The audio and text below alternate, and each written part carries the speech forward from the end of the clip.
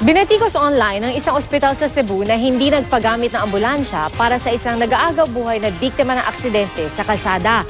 Dahil daw ito sa isang memo ng pamunuan ng ospital. Nakatutok si Mav Gonzalez.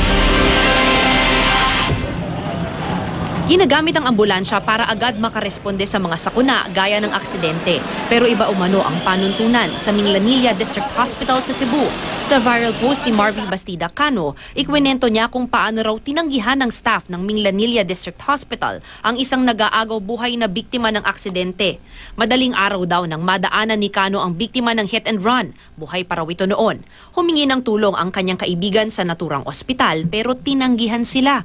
Paliwanag daw sa kanila, may memorandum ang hepe ng ospital na nagsasabing pwede lang gamitin ang kanilang ambulansya para sa hospital-to-hospital transfer ng pasyente.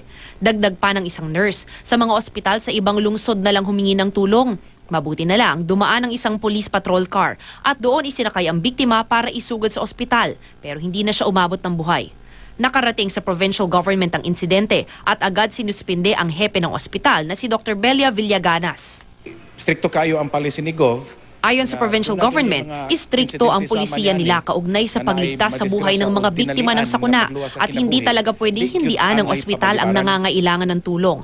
Iimbestigahan daw nila ang memorandum ng naturang ospital kaugnay sa paggamit ng ambulansya. Sinikap ng GMA News na kunan ng pahayag si Villaganas pero sa gate pa lang ng ospital, hinarang na ng gwardya ang news team. Mav Gonzalez, Nakatutok, 24 Oras.